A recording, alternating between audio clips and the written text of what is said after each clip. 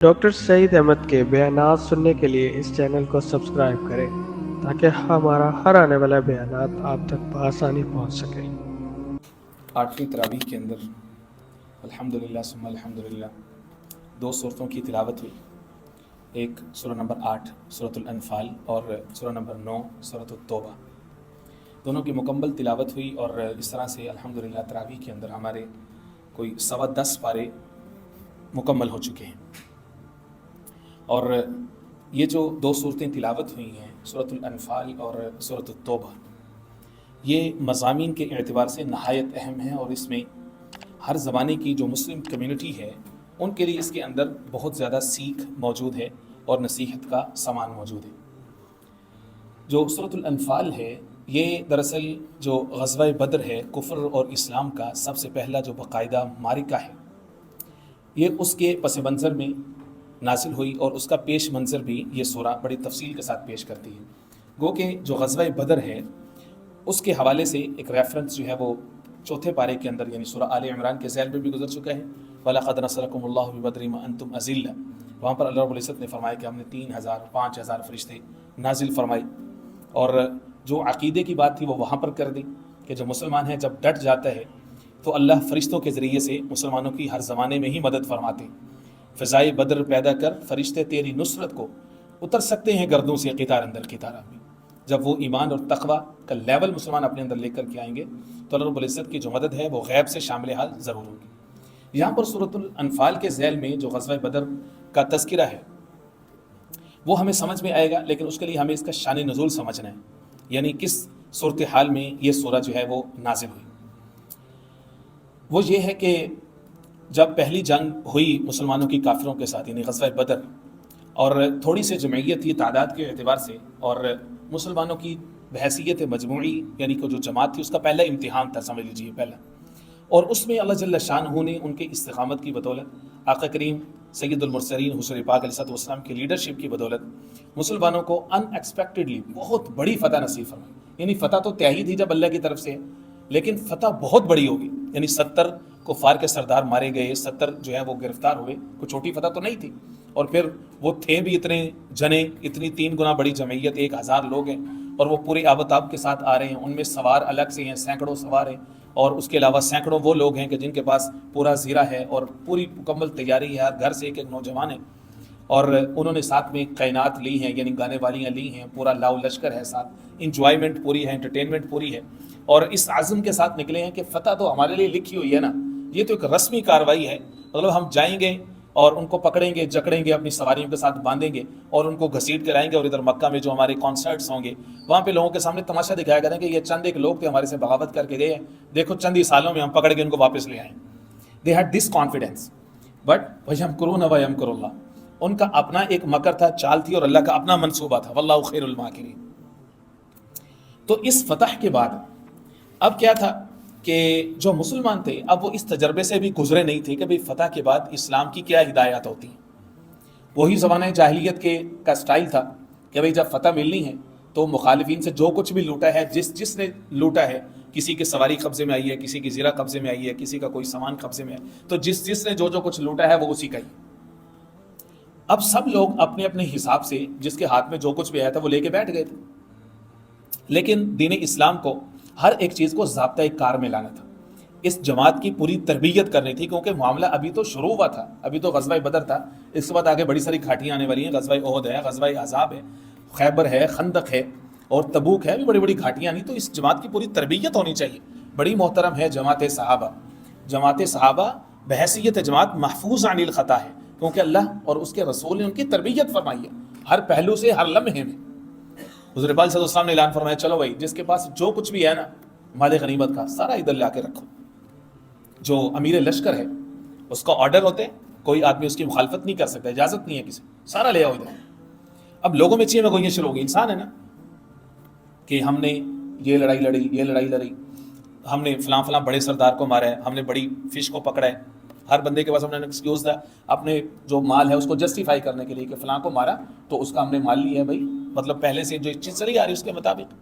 کچھ لوگ وہ تھے جنہوں نے کہا جی ہم نے سب سے بڑا کام تو ہم نے کیا کہ آقا کریم سید المرسلین حضور پاک علیہ السلام جس خیمہ انور کے اندر موجود تھے، پہرے داری ہم نے کی ہے جس کی وجہ سے ہمیں یہ فتح نصیب ہوئی ہے. سب سے بڑا کام تو ہمارا ہے. اگر ہم یہ پہرے داری نہ کر رہے ہوتے, ہم بھی تمہاری طرح جاتے ہیں, کسی کو مارتے, کسی کا مال قبضہ کرتے, تو ہمارے پاس بھی سارا مال ہوتا ہے نا بھائی, ایسا نہیں چلے گا. حضور پاک صلی اللہ علیہ وسلم فرمایا بھائی سارا ہی اپنا مال ہے, جس کے پاس جو کچھ ہے.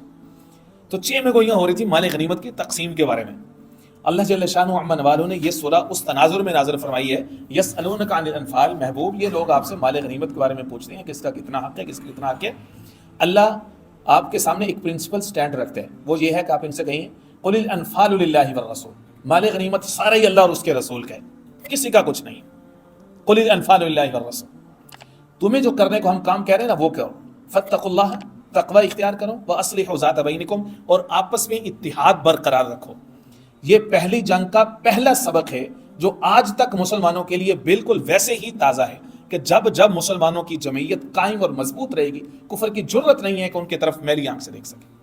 اور کفر کی ہمیشہ سے کوشش یہی رہی ہے کہ ڈیوائڈ اینڈ رول, ان کو تقسیم کرو, ان کو چھوٹی چھوٹی قوموں کے اندر بانٹو, ان کو چھوٹے چھوٹے قبیلوں کے اندر بانٹو, ان کو سپیریورٹی انفیریورٹی کمپلیکس میں ڈالو کہ فلاں نسل کی وجہ سے برتر ہے, فلاں کی وجہ سے برتر ہے, فلاں کی اکانومی زیادہ مضبوط ہے. تو مسلمانوں کے اندر کلاسیفیکیشن پیدا کرو, ان کو توڑو, پھر ان کو ایک ایک کو پکڑ کے یا میدان جنگ کے ذریعے سے جکڑو, یا ان کو معاہدات میں جکڑو, معاشی معاہدات میں جکڑو, قرضے دے کے جکڑو. کوئی بھی مشکل وقت میں ایک مسلمان دوسرے کی مدد کو نہ سکے, اور جو عین اس وقت ہو رہا ہے. 57 اسلامی ممالک ہیں, 70 لاکھ سے زیادہ فوج ہے, جدید ترین ہتھیاروں سے لیس. ایون پاکستان جیسا ملک ایٹمی طاقت پاس ہے, لیکن کوڑی کوڑی کو ان کا محتاج ہے. انہوں نے پاکستان جیسا جو غریب ملک ہے, پسماندہ ملک ہے, اس کو اپنے بازو میں پکڑ کے نیچے لگایا ہوا, جس طرح ایک پہلوان ہوتا ہے نا, دوسرے کی کنی سے دبوچ کے اس کو نیچے لگایا ہوتا ہے. اور آپ کا ملک IMF ورلڈ بینک کے سامنے اس وقت پوری ذمہ داری سے عرض کر رہا ہوں, سمبولکلی حالت سجدہ میں ہے کہ آپ سے امداد ملے گی تو ہمارے ملک کی اکانومی چلے گی. خیر یہ الگ سے موضوع ہے. تو کفار کی وجہ سے کوشش رہی ہے مسلمانوں کو کمزور کرو, ڈیوائڈ کرو, اور پھر ان کو پکڑ کے مارو, ان پر قبضہ رکھو.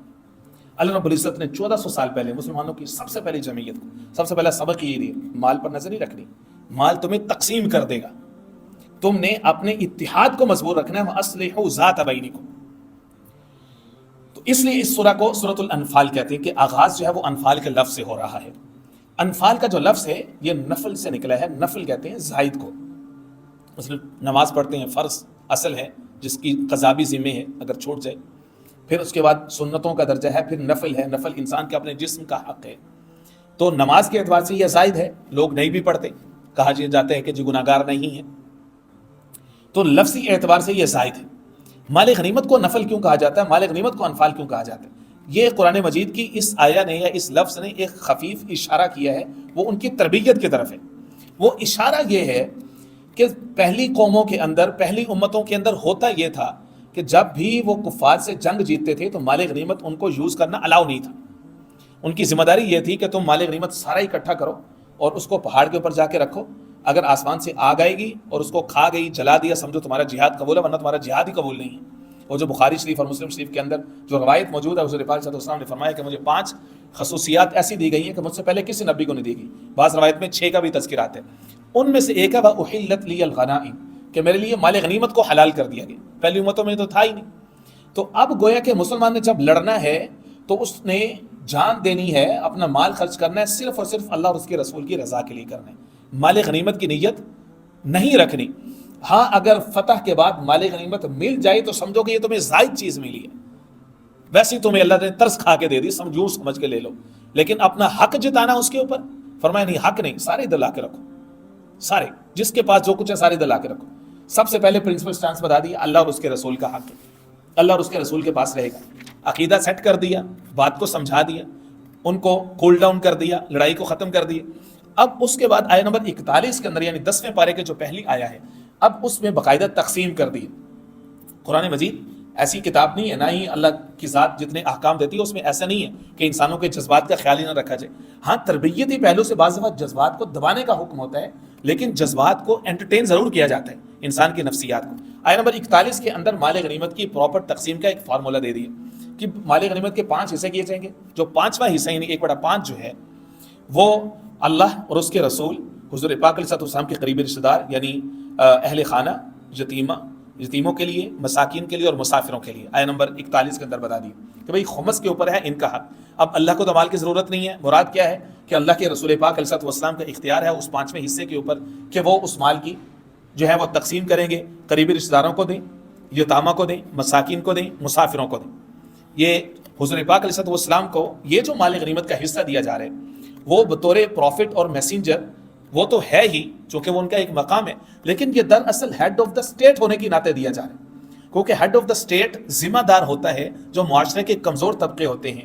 ان میں سے کون ہوتے ہیں؟ یتیم ہوتے ہیں، مساکین ہوتے ہیں، مسافر ہوتے ہیں، کہ وہ ان کے لیے بہترین بندوبست کرے. وہ بہترین بندوبست چاہے اس کو اپنے مال میں سے، اپنے حق میں سے کیوں نہ کرنا پڑے، اس نے معاشرے کے گرے پڑے طبقے کو اٹھانا ہے تاکہ معاشرے کے اندر انارکی نہ رہے. یہ جو حکمران ہوتا ہے یہ اس کی قیادت کا یہ سٹائل ہوتا ہے، یہ اس معاشرے کی کامیابی ہوتی ہے جب حکمران کا یہ لیول ہوتا ہے. اور یہ چیز ہمیں بعد میں سمجھ آئی سیدنا ابوبکر صدیق اور سیدنا عمر فاروق رضی اللہ تعالیٰ عنہ کے جو ادوار خلافت ہیں اس کے اندر معاشرے کا جتنا کمزور طبقہ تھا انہوں نے اس کی نمائندگی کی. سیدنا ابوبکر صدیق نے واضح طور پر فرما دیا تھا کہ میری تنخواہ وہ ہوگی جو ایک مزدور کی ہوگی. لیکن کیا کیجیے، کہاں جائیے، ڈھونڈنے سے بھی ایسی مثالیں نہ ملیں. کتنے عظیم الشان لوگ تھے، سیٹ کر گئے ایگزامپلز وہ تو. اور پانچواں حصہ یہ نکل گیا. باقی جو حصے ہیں اس میں سے فارمولا یہ ہے کہ جو سوار تھا یعنی جس نے سواری پہ جہاد لڑا تو اس کے 2 حصے ہیں، یعنی اپنے لیے بھی سواری کے لیے بھی، اور جس نے پیادہ جنگ لڑی تو اس کے لیے 1 حصہ ہے. اس طرح سے مال غنیمت کی تقسیم کا باقاعدہ فارمولا بعد میں جو ہے وہ دے دیا گیا. تو جو غزوہ بدر ہے اس کا واقعہ تفصیل کے ساتھ اس سورہ کے اندر یعنی سورۃ الانفال کے اندر وہ موجود ہے، اور اس کو جب آپ پڑھتے ہیں تو آپ کا ایمان بڑا تازہ ہوتا ہے، اور اس میں بہت زیادہ سیکھ اور نصیحتیں موجود ہیں. ایک تو میں نے آپ کے سامنے رکھی مسلمانوں کے اتحاد کی. دوسرے اس میں سے جو چیز سیکھتے ہیں وہ آیت نمبر 60 کے اندر ہے، وہ یہ ہے کہ مسلمانوں وَأَعِدُّوا لَهُم مَّا اسْتَطَعْتُم مِّن قُوَّةٍ، جتنی طاقت اکٹھی کر سکتے ہو نا اکٹھی کرو. یہ توکل کے خلاف نہیں ہے. ہر زمانے کا جو جدید ہتھیار ہے، جو لڑائی کے ہتھیار ہیں، وہ اکٹھی کرو. اپنی فوج کو مضبوط رکھو، اپنے گھوڑوں کو باندھ کے رکھو، اور لڑائی کا جتنا سامان ہے وافر مقدار میں اکٹھا کرو. یہ نہیں ہے کہ یہ اسباب کے خلاف ہے، یہ توکل کے خلاف ہے، نہیں. یہ اس دنیا کو اللہ نے اسباب کے ساتھ چلایا ہے، تو جو جتنا اسباب لے سکتے ہیں وہ لے لیں. صحابہ کرام غزوہ بدر کے لیے جا رہے تھے تو بہت تھوڑی سی چند ایک زیریں تھیں، کوئی 2-3 سواریاں تھیں، بالکل تھوڑا سا ساز و سامان تھا. کچھ لوگ تو کچھ جیالے تو ایسے تھے کہ ان کے پاس کوئی تھا ہی نہیں لڑنے کے لیے. جاتے جاتے انہوں نے کوئی درختوں کی ٹہنیاں وغیرہ توڑ لی تھی کہ کوئی سبب تو ہو. بھئی اسباب اپنانے کا اللہ نے حکم دیا، اس کے بعد پھر توکل ہے. فاقل ثم توکل، پہلے فرمایا کہ اونٹ کو باندھو پھر توکل کرو. تو فرمایا کہ جو تم طاقت حاصل کر سکتے ہو نا وہ کرو. عالم کفر کو مسلمانوں سے ڈر کس بات کا ہے؟ وہ ڈر اسی بات کا ہے کہ ان کے پاس جدید ہتھیار کیوں ہیں. اس لیے وہ مسلمانوں کو مختلف معاشی پابندیوں میں جکڑ کے رکھتے ہیں. معاش چاہیے تو ہتھیاروں کو کمپرومائز کرو. آپ کی فوج کے حوالے سے ہماری یہ پالیسی ہے، اس کو مان لو. ایٹمی پروگرام رول بیک کرو، سو اینڈ سو فورتھ، اس طرح کی کنڈیشن. کیونکہ ان کو پتہ ہے کہ اسباب بھی ان کے پاس موجود ہیں، جدید طاقتور فوج بھی موجود ہے، جذبہ جہاد بھی موجود ہے. اور ان کے درمیان اور ہمارے درمیان سب سے بڑا فرق وہ اپروچ کا ہے کہ ہم جینا چاہتے ہیں، یہ موت کو پسند کرتے ہیں. تو موت کے پسند کرنے والوں کے ساتھ دنیا کی کوئی طاقت نہیں لڑ سکتی. تحفۃ المومن الموت، جس مجاہد کو اس کی ماں اس کے کاندھے کے اوپر تھپکی دے کے بھیجے کہ بیٹا تجھے میں نے جنا ہی آج کے دن کے لیے تھا کہ مسلمانوں کی سرحدوں کی تو حفاظت کرے، اس کے مقابلے میں دنیا کا کوئی بہادر سے بہادر فوجی بھی نہیں لڑ سکتا. تو اس لیے فرمایا کہ بھائی اپنی جتنی طاقت اکٹھی کر سکتے ہو خوب کرو. کفار کے اوپر روب پڑے گا تمہارا، رب کا وعدہ ہے. فرمایا کہ تمہارے دشمنوں کے اوپر رب تمہارا روب ڈالے گا. تم اپنے ایمان کے پہ مضبوط رہو، اپنے تقوی پہ مضبوط رہو. سورۃ توبہ کی خاصیت یہ ہے، یہ بھی مدنی ہی سورہ ہے، لیکن اس کی خاصیت یہ ہے جو آپ علماء سے سنتے رہتے ہیں کہ شروع میں بسم اللہ نہیں لکھی ہوئی. تو بسم اللہ کیوں نہیں لکھی ہوئی؟ اس کا شرعی مسئلہ کیا ہے؟ اصل میں حضور پاک علیہ السلام جس وقت یہ سورہ مائدہ لکھوائی تو اس وقت خود ہی اس کے شروع میں بسم اللہ کو ایڈ نہیں کروایا. اب صحابہ کرام نے اس لیے اس کے شروع میں بسم اللہ نہیں لکھی کہ حضور پاک صلی اللہ علیہ وسلم نے نہیں لکھوائی. پھر سوال یہ کہ اس کو اس سورہ کو اس جگہ پہ کیوں پلیس کیا، اس جگہ پہ کیوں رکھوایا؟ اس کی وجہ یہ تھی کہ جو اس سے پہلے سورۃ الانفال ہے اس کے ساتھ اس کے مضمون کی مناسبت تھی. تو اس لیے فقہی مسئلہ یہ ڈرائیو کیا گیا یہاں سے کہ بھائی جو آدمی سورۃ الانفال پڑھتا ہوا آ رہا ہے، اس نے سورۃ توبہ شروع کرنی تو اب وہ بسم اللہ نہیں پڑھے گا، تاکہ بسم اللہ کے ذریعے سے وقفہ پیدا نہ ہو، اور جب حضور نے نہیں لکھوائی تو آپ بھی نہ پڑھیں. دوسری بات یہ کہ اگر آپ سورہ انفال سے چل کے نہیں آ رہے سورۃ توبہ کی طرف، بلکہ ڈائریکٹ آپ قرآن مجید کھول رہے ہیں اور سورۃ توبہ سے ہی پڑھنے کے اتفاق ہو رہا ہے، اب آپ بسم اللہ پڑھیں گے، اب منع نہیں ہے. اس کی وجہ سے کہ اب جو بسم اللہ پڑھ رہے ہیں وہ بسم اللہ ہے جو قرآن مجید شروع کرنے سے پہلے کی بسم اللہ ہے، اب آپ نے پڑھنی، ورنہ نہیں پڑھنی اگر پیچھے سے پڑھتے ہوئے چلے آ رہے۔ یہ ہے سورۃ التوبہ کا شروع میں بسم اللہ کا جو معاملہ میں نے آپ کے سامنے رکھ دی۔ اس کے اندر کثرت کے ساتھ جو مشرکین ہیں ان کی بدعہدی کی مذمت کی گئی ہے، بتایا گیا کہ مشرکین تمہارے بدترین دشمن ہیں، ان کے ساتھ معاہدہ کرتے ہوئے تم نے ہوشیار رہنا ہے، اگر وہ تمہارے ساتھ عہد شکنی کریں تو اس کے بعد تم نے ان کو سپیئر نہیں کرنا، ان کو چھوڑنا نہیں، مشرکین کو، بت پرستوں کو۔ تمہارے ساتھ تمہارا رب ہے۔ جب ابو جہل وہاں سے نکلا تھا نا مکہ سے مدینہ کے اوپر حملہ آور ہونے کے لیے، تو اس نے نعرہ لگایا تھا، اس نے کہا تھا اول الحبل، اے بت بلند ہو جا۔ اس نے کہا تھا اپنے لڑاکوں کو تمہیں ڈرنے کی ضرورت نہیں ہے، گھبرانے کی ضرورت نہیں ہے، ہمارے 360 بت ہیں، ان کا صرف ایک رب ہے، ایک خدا کا 360 سے مقابلہ ہی کیا ہے، کوئی پریشان ہونے کی ضرورت نہیں۔ لیکن رب نے بتایا کہ رب کون ہوتا ہے اور رب کی تعریف کیا ہے اور یہ بت کیا ہوتے ہیں، پاش پاش کر دیے سب کو۔ فرمایا مشرکین سے ڈرنے کی ضرورت نہیں ہے۔ آج کا مسلمان اس کی بدقسمتی ملاحظہ کیجیے، حضور پاک علیہ السلام کے ساتھ عملی بے وفائی، دین اسلام کی تعلیمات کے ساتھ عملی بے وفائی، جہاد کا عملی انکار، یہ نہیں کہہ رہا کہ عقیدہ کے اعتبار سے انکار، عملی انکار امت نے جب کیا ہے تو اللہ نے ان کے دلوں میں ان بت پرستوں کا رعب ڈال دیا، ان کی ٹانگیں کانپتی کہ ان کی دھمکی کا جواب دے سکے۔ کیوں؟ کیونکہ ان کے اندر وہ وہن آ چکا ہے، وہ وہن جو کہ گناہ کبیرہ کی وجہ سے اللہ نے کسی قوم کے اوپر مسلط کیا ہوا ہے۔ جب کسی قوم کے اندر شراب، زنا، فحاشی اور یعنی بد عہدی، بد دیانتی اور غریبوں پر ظلم عام ہو جاتا ہے، طاقتور طبقے کی حکمرانی ہوتی ہے، تو اللہ اس قوم کے اوپر دوسری قوموں کو حکومت دینے کا موقع دے دیتا ہے، دوسری قومیں آپ پر حکومت کرتی ہیں، مطلب معاملات آپ کے ہوں گے لیکن آپ کے فیصلے ان کے دارالحکومتوں میں ہوں گے۔ تمہارے اندر وہن جو ہے، تمہارے اندر جرت نہیں کہ ان کے سامنے کھڑے ہو کے کہہ سکو کہ ہم محمد رسول اللہ کی امتی ہیں۔ وہ لوگ تھے اپنے مشن موقف کے ساتھ وفادار ٹھہرے کہ امریکہ کا وزیر خارجہ جائے، اڑ کے جائے اسرائیل میں، اسرائیل کے صدر کے ساتھ کھڑا ہو کے وہ یہ کہے کہ میری ماں یہودی، میرا باپ یہودی، اپنا امریکی ہونے کا تعارف نہیں کرواتا، یہودی ہونے کا تعارف کرواتا ہے، اس کو مکمل تسلی دیتا ہے۔ کاش کہ 57 اسلامی ممالک سے بھی کوئی اٹھتا اور جا کر کے بیت المقدس میں فلسطینیوں کے ساتھ جا کر کے کھڑا ہوتا کہ میں مسلمان ہوں، میرا باپ مسلمان ہے، میری ماں مسلمان ہے، ہم ایک قوم ہیں، ہم سرحدوں کی وجہ سے نہیں جانے جاتے۔ یہ نیشنلزم تو بت پرستی ہے، جس کو علامہ اقبال نے کہا کہ یہ تو بت ہے جو وطن پرستی ہے۔ مسلمانوں کی جو قومیت ہے وہ لا الہ الا اللہ کی بنیاد پر ہوتی ہے، کوئی بھی کاسٹ، کوئی کلر، کوئی رنگ، کوئی قوم، کوئی قبیلہ، کوئی ذات، کوئی برادری، کوئی کچھ نہیں، کوئی معنی نہیں رکھتی۔ ان اکرمکم عند اللہ اتقاکم۔ یہ مشرکین سے ڈر کیوں ہے مسلمانوں کے اندر؟ اس کی وجہ بنیادی یہ ہے کہ ان کے اندر یہ وہن آ چکا ہے، اللہ اور اس کے رسول کی تعلیمات سے بغاوت آ چکی۔ سن لیجیے آیت نمبر 24 کیا کہہ رہی ہے۔ فرمایا کہ 8 چیزیں ہیں جن سے تمہیں ہم جج کریں گے، ایویلویٹ کریں گے تمہیں 8 طرح کے پیپر سے، اس سے پتہ چلے گا کہ تم اللہ اور اس کے رسول کے ساتھ وفادار ہو کہ نہیں۔ قل ان کان آباؤکم، تمہارے آباء و اجداد، و ابناؤکم، تمہاری اولادیں، و اخوانکم، تمہارے بھائی بند، و ازواجکم، اور تمہارے جوڑ، و عشیرتکم، تمہارے کنبے قبیلے، و اموال اقترفتموہا، تمہارے بینک بیلنسز، تمہارے مال، و تجارت، اور تمہاری ٹریڈ، تخشون کسادہ، جس میں خسارہ تمہیں برداشت نہیں ہے۔ اور نمبر 8 مساکن ترضونہا، تمہارے جو محلات، بنگلہ اور تمہارے آرام گاہیں، آرائش گاہیں۔ فرمایا یہ 8 چیزیں اگر تمہیں زیادہ محبوب ہے اللہ اور اس کے رسول سے اور جہاد سے، فرمایا فتربصوا حتی یأتی اللہ بامری، تو پھر دیکھو اللہ کے حکم کا انتظار کرو، اللہ کیا کرتے، تمہیں موت سے پہلے ذلیل کر کے چھوڑے گا، تمہیں بتائے گا کہ تم نے اللہ اور اس کے رسول کے ساتھ منافقت کی ہے، تم نے کلمہ پڑھا تھا لیکن تعلیمات کو نہیں مانا تھا تم۔ یہ 8 امتحانات اللہ نے رکھی۔ انسان جب بھی اللہ اور اس کے رسول کے حکم کو توڑتا ہے ان 8 چیزوں کی بنیاد پر توڑتا ہے، آباء و اجداد، اولادیں، بھائی بند، قوم قبیلے، رشتہ دار، اپنا مال و دولت، اپنی تجارت، اس کی خاطر وہ اللہ اور اس کے رسول کی حدود کو توڑتا ہے۔ اور یہ 8 چیزیں اللہ رب العزت نے پہلے ہی بیان کر دی۔ فرمایا دیکھ لینا ان 8 طریقوں سے ہم تمہارا امتحان لے رہے ہیں۔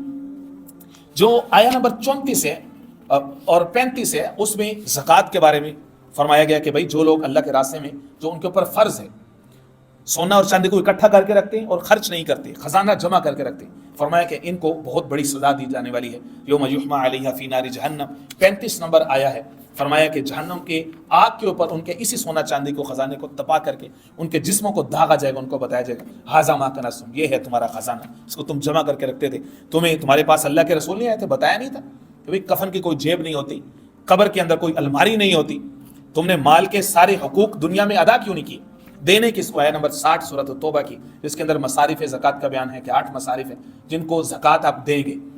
فقراء، مساکین، عاملین علیہ جو اس محکمے کے ملازمین ہیں، والمؤلفۃ قلوبہم، نو مسلم یا جن کو اسلام کی طرف مائل کرنا مقصود ہے، وفی الرقاب، نمبر 5 غلاموں کو آزادی کے لیے، اور نمبر 8 مقروضوں کو قرض سے رہائی دلانے کے لیے، نمبر 6 اور نمبر 7 فی سبیل اللہ، اللہ کے راستے میں جن لوگوں نے اپنے آپ کو روکا ہوا ہے، چاہے وہ مسلمانوں کی نظریاتی سرحدوں کی محافظ ہوں، چاہے مسلمانوں کی جغرافی سرحدوں کے محافظ ہوں، یعنی مجاہدین اور علماء. فرمایا کہ اگر وہ بھی چاہیں تو ان کے پاس بھی ذہانت موجود ہے، دونوں ہاتھ موجود ہیں، فیکلٹیز ان کے پاس موجود ہیں، وہ چھوڑ دیں مساجد مدارس، چلے جائیں بازاروں میں کوئی چیز بیچیں، کوئی خریدیں، کوئی منافع کمائیں، ان کے پاس بھی ساری صلاحیتیں بھاگ دوڑ بندے کو کنونس کرنے کے ان کے پاس بھی ہے. لیکن ہوگا کیا جب مسلمان اس طبقے کے ساتھ تعاون نہیں کریں گے، ان کی ضروریات کا خیال نہیں کریں گے، تو اپنے 20 سال کے بعد جسٹ اپنی اگلی جنریشن کے ایمان کی فکر کیجیے کہ ان کے ایمان کی فکر کون کرے گا اگر ہم مساجد مدارس سے اللہ کے رسول کی آوازیں آنا بند ہو گئی. اور ان لوگوں نے کہ جنہوں نے اپنی زندگی اللہ اور اس کے رسول کی خدمت کے لیے وقت کر رکھی ہے، ان کے دین کے لیے، اگر ان کی ضروریات تم پوری نہیں کرو گے تو اپنی ضروریات کے لیے باہر نکلیں گے. ان کے بچوں کو بھی ایسی خواہشات ہیں جیسے تمہارے بچوں کی ضروریات ہیں، اگر تم پورا نہیں کرو گے، فی سبیل اللہ خرچ نہیں کرو گے. فرمایا للفقراء الذین احصروا، سورۃ توبہ میں گزر چکی ہے. فرمایا کہ ان لوگوں کو اپنے مال ان کو دو کہ احصروا فی سبیل اللہ، جنہوں نے اللہ کے راستے میں اپنے آپ کو روک کے رکھا ہوا ہے. ایسا نہیں ہے کہ وہ محتاج ہیں، روک کے رکھا ہوا انہوں نے اپنے آپ کو، اللہ کے دین کی خدمت کر رہے ہیں. یحسبهم الجاہل اغنیاء من التعفف، جو جاہل ہے نا وہ ان کو ظاہری حالت دیکھ کے کہتا ہے کہ یہ بڑا مالدار ہے، اس نے سفید کپڑے پہنے ہوئے ہیں اور اس کے پاس موٹر سائیکل نیا ہے. وہ ظاہری حالت دیکھ کے وہ کہتا ہے یہ بڑا، فرمایا یہ جاہل ہے، اس کو پتہ ہی نہیں ہے. فرمایا لا يسأل الناس الحافا، ان کی شان یہ ہے کہ وہ کسی سے چمٹ کر سوال نہیں کرتے، دروازے جا کے نہیں کھڑکاتے میرا یہ فلانا مسئلہ، میرا فلان جی میں بڑا پھنسا ہوں جی، میرے فلانے کی شادی ہے تو مجھے یہ کر دیں، تو نہیں. فرمایا وہ چمٹ کے سوال نہیں کرتے. یہ تمہاری اندر ایک ایسا نور ہونا چاہیے مومنانہ کہ تم اندر کی آنکھ سے دیکھ سکو کہ میں نے اپنا مال کس جگہ پہ صحیح معنی میں خرچ کرنا ہے. تو یہ 8 مصارف ہے اپنی سبیل. اور 8واں جو مصرف ہے وہ ہے مسافر، کہ مسافر کو بھی تم اپنا مال زکوٰۃ اس کو بھی دے سکتے ہو. آج سورۃ توبہ کا صرف اتنے حصے کے مضامین ہی کافی ہیں انشاءاللہ العزیز. کل سورۃ توبہ کا جو باقیہ حصہ ہے، خاص طور پر آیہ نمبر 80 سے آگے جو ہے کہ منافق کا جنازہ حضور پاک علیہ الصلوۃ والسلام نے پڑھایا، اس کے بعد کیا صورتحال پیش آئی، اللہ رب العزت نے کیا احکامات دی، انشاءاللہ العزیز کل سورۃ توبہ کے باقی حصے کے اوپر بات کریں گے. اللہ رب العزت سمجھ نصیب فرمائے.